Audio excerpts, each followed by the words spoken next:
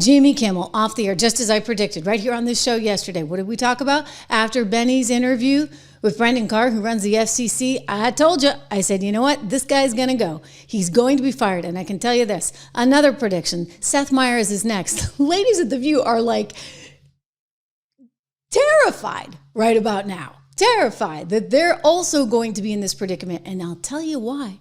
You see, when you're working at a network, it comes with a different set of responsibilities than it does when you're actually working in cable television. Two totally different animals. And of course, streaming, we're a whole other thing right over here. But you know, Jimmy, you can't actually just completely misspeak and mislead the public.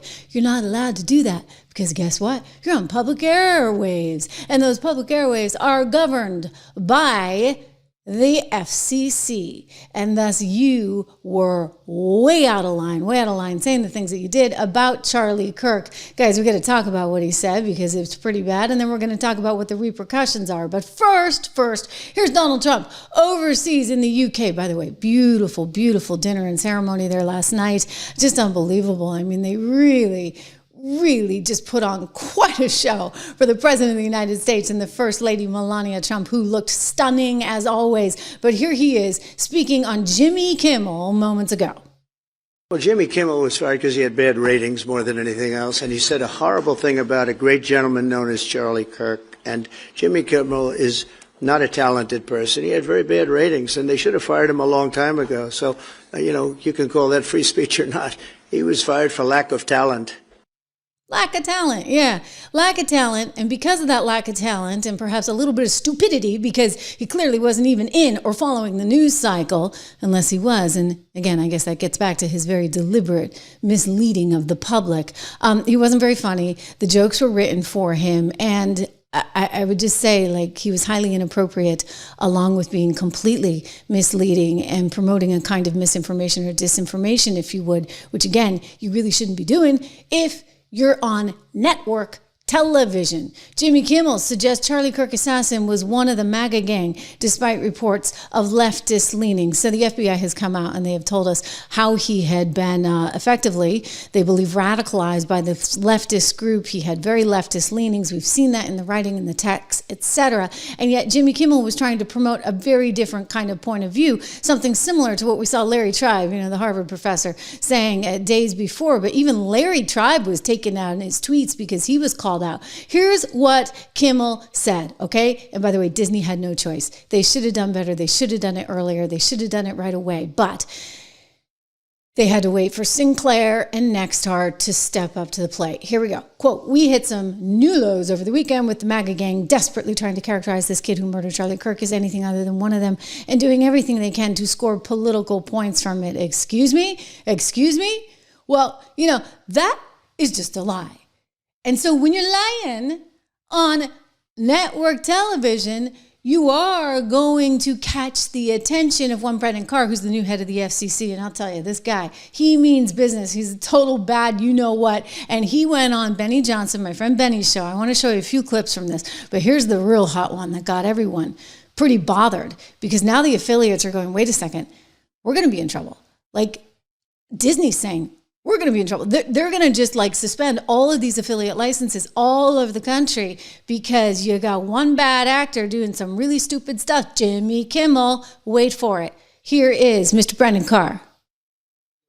The conduct that has taken place by Jimmy Kimmel, it appears to be some of the sickest conduct possible.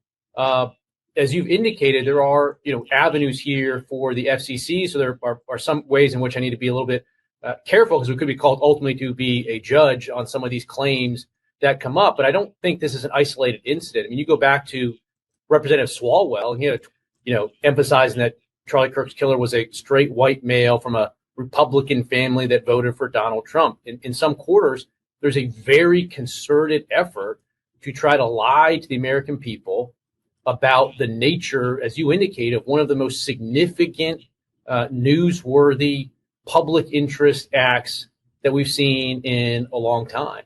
And what appears to be an action by Jimmy Kimmel to play into that narrative that this was somehow a MAGA or Republican motivated person. If that's what happened here with his conduct, that is really, really sick. And I've been very clear from the moment that I have become chairman of the FCC. I want to reinvigorate the public interest in. What people don't understand is that the broadcasters, and you've gotten this right, are entirely different than people that use other forms of communication. They have a license granted by us at the FCC, and that comes with it an obligation to operate in the public interest. And we can get into some ways that we've been trying to reinvigorate the public interest and some changes that we've seen. But frankly, when you see stuff like this, I mean, look, we can do this the easy way or the hard way. These companies can find ways to change conduct, to take action, frankly, on Kimmel, or, there's going to be additional work for the FCC ahead. Whoa. Okay. So that was sort of the important thing to hear. We can do this the easy way or we can do this the hard way. But if you're going to sit there and you're going to lie and you're going to say some heinous stuff on network television that the federal government has control over because, yes, they control the airwaves. Now, we're not asking here that it's controlled state media or it's controlled speech. No. Here I am, First Amendment champion. But I am saying, look, when you're dealing with federal airwaves, there's a responsibility there because you're supposed to be serving public interest. So how is it that these comedians have just, gone down such a partisan path? They're no longer funny. They used to poke, fun at all sides, and now they just have one sort of very angry element to their comedy, which is no longer even funny. I mean, just look at the ratings, for goodness sakes. I mean, from a business point of view, boy, oh boy, look at CBS. They're like, phew, we're going to save a ton of money. We're saving tons of money on Colbert because he was costing us $40 million. Some estimates of $50 million, whatever it was. It was many millions too much. Brendan Carr also said something else really, really interesting. And I think that this is now putting Disney in the position where they are at risk for losing affiliate accreditation all over the country, right? The licenses could be revoked. Brendan Carr knows this because, again, it seems as though there is an intentional effort going on to mislead the American people. And that's what we saw from Kimmel. But by the way, we've seen it in a lot of other places too. Watch. I think, again, Disney needs to see some change here, but the individual licensed stations that are taking their content, it's time for them to step up and say, this, garbage, to the extent that that's what comes down the pipe in the future, isn't something that we think serves the needs of our local communities. But this sort of status quo is obviously not acceptable where we are. You believe that what Jimmy Kimmel said rises to the level of news distortion? Look, again, the FCC could be called upon to be an ultimate judge in that, but at this point, I think it's clear. It appears to be clear that you could make a strong argument that this is sort of an intentional effort to mislead the American people about a very core, fundamental fact, a very important matter. At the end of the day, if we do get called upon to cast a vote on this, Disney will have a chance to put in their arguments and explain it, but. This is a very, very, serious issue right now for Disney. Yeah. Very, very serious issue right now for Disney. So Bob Iger, the CEO of Disney, has been warned about this repeatedly. I mean, over and over and over again, right? Like he's been told, he's gotten several letters from Brendan Carr, and then this happened. And I think people just kind of had it, right? Like we're not going to deal with this anymore. I mean, for goodness sakes, we got to deal with the likes of Rachel Maddow and Joy Behar always worrying that they're going to be targeted. We got Whoopi Goldberg saying all kinds of things that are just incredibly inaccurate and incredibly insensitive, frankly, to half of the country. But I want to take you back to this one because what the left is going to do right now, they're going to try and tell you, oh, this is a restriction of speech. They're trying to, make sure that we can't be heard. And I got news for them. There's something else going on, and it has a lot to do with whether you are at a network channel or at a cable channel. I mean, at the cable channel, if you're getting canceled, it's because, well, no one's watching you. Right, Joy? Rachel Maddow, 25 million for you, honey bunny. You are in a ratings, just like tunnel decline. Like it's a disaster over there. And they're paying her allegedly a lot of money. And Jen Psaki, same kind of thing. So at some point, as a business, you're like, this isn't working. We got to try something different. And yet Joy and Rachel seem to think they're one and the same. I got news for Joy. She's going to get canceled possibly for FCC reasons before one Rachel Maddow, who would get canceled for business reasons. Are you following me? Let's watch. So you said recently that you thought that you, as an outspoken critic, could be a target yourself. Some people think that sounds overdramatic, but I'm right there with you. I think that he is so vindictive that he will go after, however he has to, through the IRS maybe, or even through sponsors to get us off the air maybe, or you. Yeah. How seriously should we be taking that? Well, so I was asked, am I worried about me? And my answer was, I'm worried about all of us. I'm no more worried about me than I am worried about everybody in the country. I think it's bad to have somebody saying, give me as much power as you can in this country so I can use it to go after other Americans. So I can use it to go after these subhuman internal enemies and I'll destroy them. Like, that's just not a good system for anybody. And I don't think anybody's safe if that's the sort of basis on which he wants to get more power. Well, remember when Nixon had an enemies list? That was a proud moment for a lot of people if they were on the enemies list. Maybe we need to turn it around like that.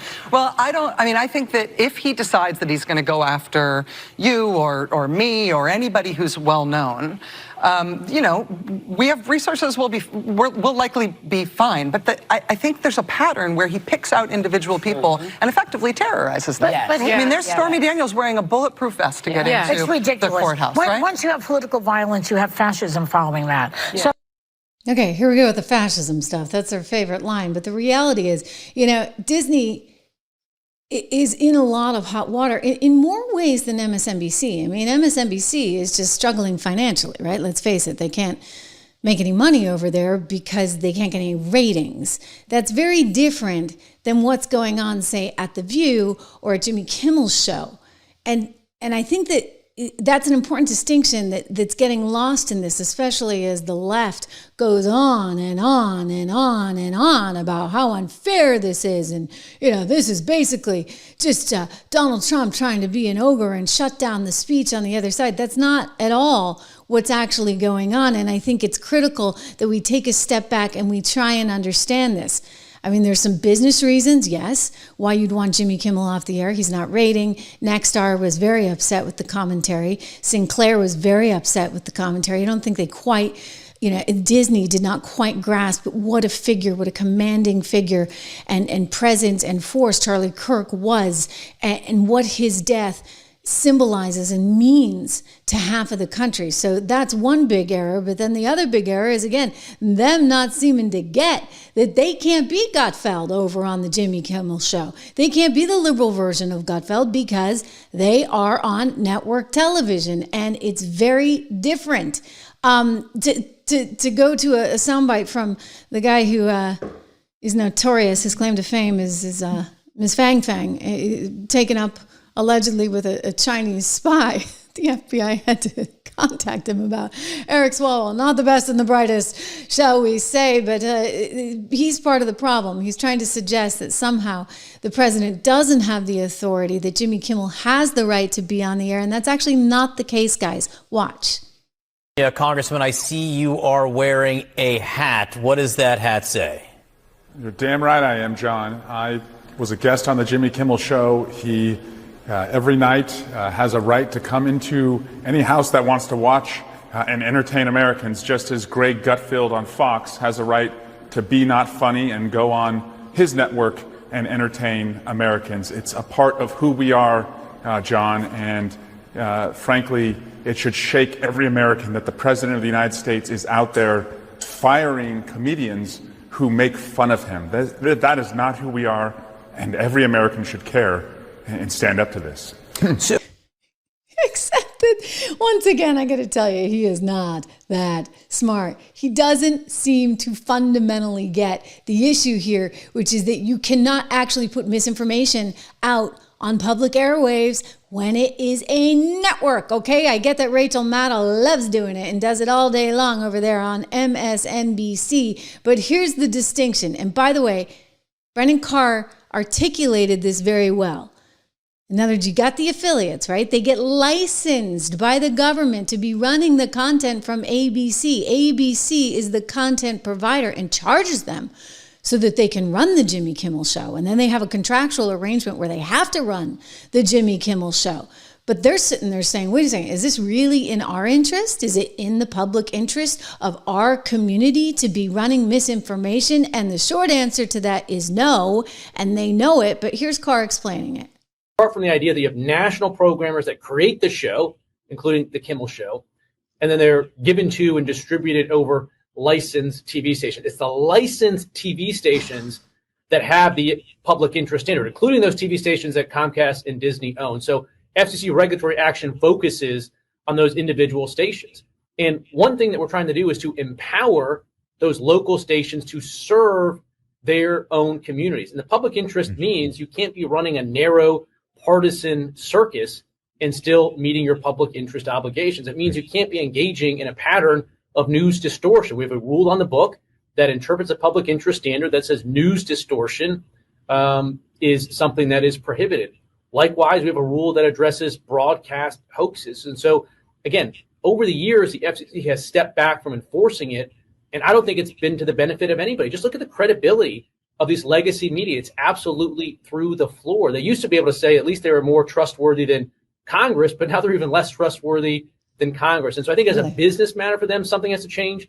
And at the FCC, we need to reinvigorate this. So again, there's actions that we can take on licensed broadcasters. And frankly, I think that it's really sort of past time that a lot of these licensed broadcasters themselves push back on Comcast and Disney and say, listen, we are going to preempt. We are not going to run Kimmel anymore until you straighten this out, because we licensed broadcaster are running the possibility of fines or license revocation from the FCC if we continue to run content that ends up being a pattern of news distortion. So, whoa, okay, so that's critical. What he said right there, that's what actually got to them. So Sinclair, which owns a whole bunch, 30 big ABC stations, said, due to problematic comments regarding the murder of Charlie Kirk in programming provided to broadcast stations by ABC, Sinclair and its partners, which operate ABC stations in 30 markets in the United States, will stop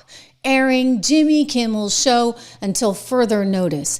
They actually also said that they would be offering forward to all of their channels and to any ABC affiliate that wanted it on Friday nights a tribute to Charlie Kirk's show. So they're trying to do the right thing. They heard Brandon loud and clear. They know what's going on. And by the way, don't forget, a lot of these channels all across the country, they're in conservative markets. And conservatives are like, what the heck is going on, right? So they're not even watching Jimmy. And the affiliate's like, why are we paying for this? Why we could put a local comedian on who's going to do a better job and actually maybe talk about things that are relevant for our viewers. Nexstar came out and said the same thing. They were having nothing to do with this. So you get these big affiliate groups stepping up to the plate in a major way. They said Nexstar strongly objects to recent comments made by Mr. Kimmel concerning the killing of Charlie Kirk and will replace the show with other programming in its ABC affiliated markets. Mr. Kimmel's comments, they wrote, about the death of Mr. Kirk are offensive and insensitive at a critical time in our national political discourse, and we do not believe they reflect the spectrum of opinions, views, or values of our local communities in which we are located. Continuing to give Mr. Kimmel a broadcast platform in the communities we serve is simply not in the public interest at the current time, and we have made the difficult decision to preempt his show in an effort to let cooler heads prevail as we move forward towards the resumption of respectful, constructive dialogue. Good for them, right? Good for them for taking a stand. There's going to be more of this. You watch The View. There's going to be more of this. I'd say, hey, watch out. World News Tonight. There's going to be more of this. And they have the right to stand up to the plate and say, enough is enough. I want to go to the guy who got fired on CNN but then was somehow rehired by CNN, at least not in an anchor capacity, because believe me, I mean, it's like they don't know how to pick any talent. I mean, this is not a guy you want anchoring a show. Although I'll look over at CNN and say, I don't think I really want any of them anchoring a show. I mean, maybe they have like one, Erin, I like her. We used to work at CNBC together, but the rest of them really and truly do not belong on television. Nonetheless, we'll humor them for a moment and watch Mr. Stelter's interpretation of how this all went down. Take a peek. What we've heard some other liberals say in recent days, that the motives are unclear and that maybe the suspect in this case was a Republican or was some sort of far right fringe figure. Of course, there has been... No, so that's just wrong, okay? That is really and truly just wrong. I want to get up here on the screen for a moment because Mr. Stelter now is lying to you. We knew very well that this kid was not part of the MAGA movement. The shooter was not part of the suspect in this assassination of one Charlie Kirk. He had nothing to do. His parents were conservatives, but he hated everything that Donald Trump and the conservative movement represented. And that was well known. And yet Stelter's on there on CNN last night and trying to mislead you. Now he can, believe it or not, on CNN. That's perfectly fine for him to do if somebody wants to watch it, which, you know, most people don't really want to watch him, and I can't blame them. But nonetheless, that is allowed on CNN. It may not be tasteful, but it's allowed. It's not allowed on broadcast, on ABC News. And this is what this guy, who they call their media reporter, absolutely fails to understand. I mean, this is basics, okay? This is 101. I've worked in network television. I've worked in cable television. And by the way, hallelujah, now I'm working right here, streaming for you. Please make sure you subscribe, share, like, make a comment, all that good stuff, because we're growing and growing, over 1 million strong right now, because I am rejecting all of this. This partisan nonsense. This guy's up there stumping for the Democrat Party. God knows why, but let's continue. A lot of discussion about that in recent days. There's a lot of evidence pointing in other directions about the suspect. But Kimmel was on the air talking about this, making a very serious commentary amid his jokes in his monologue Monday night. Here's where it became interesting earlier today. The FCC chairman, Brendan Carr, went on a far-right webcast and condemned Kimmel and urged ABC to suspend him. He also talked about possible regulatory punishments of Disney because there are lots of different stations that have licenses with the FCC. Within the past hour, we've heard from a big owner of stations that have affiliations with ABC, a company called Nexstar, saying that they were going to suspend Kimmel's show on their station. So in other words, about 24 stations were refusing to air Kimmel's show tonight as a result of this controversy. And then, following word that some of those stations were basically revolting against Kimmel, Disney, the parent company of ABC, decided to yank the show entirely. Da-dun-dun. Okay, you see how that works? Business talks, money talks, but the reality is there's something else bigger going on, and that's that people all over the country have said we've had enough. You know, we elected Donald Trump for a reason. He won the popular vote. He won the Electoral College vote. And America's with him, just like America was with Charlie Kirk. And then you get some bitter comedian up there who's just mad because, you know, he can't score a number in ratings to save his life, and his medium is completely dwindling, right? Nobody watches network television anymore. And he's angry and he says some things, and it takes a really dark turn to the point where he's actually promoting disinformation and saying things at a very raw time about a human being that is not true, Charlie Kirk, and about the suspect that, frankly, is not true, trying to paint him as maybe one of Charlie's followers, as somebody who is part of the MAGA movement. That is all wrong. And so it's high time that people speak up. It's high time that affiliates say enough is enough. And that's, again, what you saw with Sinclair. It's what you saw with Nexstar. And so I'll tell you right now, the left, you can lose it all you want over Jimmy Kimmel. He does not have a right to be on the air, as Eric Swalwell states. He can go to MSNBC for that, really and truly. But they're freaking out. And this is all about jawboning. It's all about public pressure. You know, actually revoking FCC licenses is extremely difficult. I wrote about this last fall when candidate Donald Trump was talking on the campaign trail about wanting to punish stations by taking away their licenses. And throughout the history of the country, ever since we've had broadcast television, license revocations are extraordinarily rare. Once you've got one, you're pretty much guaranteed to keep it. So the threat is not that the FCC is actually going to take away a license. It's about the public noise. It's about the shame and embarrassment. It's about Brendan Carr going on podcasts and embarrassing ABC. You know, there's a term for this. It's jawboning, and that's what we've seen happen today in a very real way. Trump vowed retribution on the campaign trail, and he's getting it. He's getting it against entertainers and comedians. But Aaron, for every reaction, there is a counter reaction. Stephen Colbert has already been joking about getting hired somewhere else. Those jokes mask a very real intention, right? Yeah. Where will he get picked up instead? If Kimmel parts ways with ABC, and again, Bill, correct me if I'm wrong, I think Kimmel's contract is coming due soon. Kimmel will probably end up somewhere else. And if big, old-fashioned mainstream media companies don't have the guts to employ these people, then we're going to see startups start to flourish. You know, we talk about the Substack era with people launching newsletters and live streams on YouTube. We're going to see more of that if these old-fashioned media companies can't stand a little bit of pressure from the president. Yeah, well, I mean, but it is stunning to see such a thing happen and to show. I will say this. It's way better over here on the other side. It really, really is. And you know, Jimmy, if there's a market for you, which I kind of doubt, but Jimmy, if there is, then hey, be my guest. Come on over here. You can compete against me.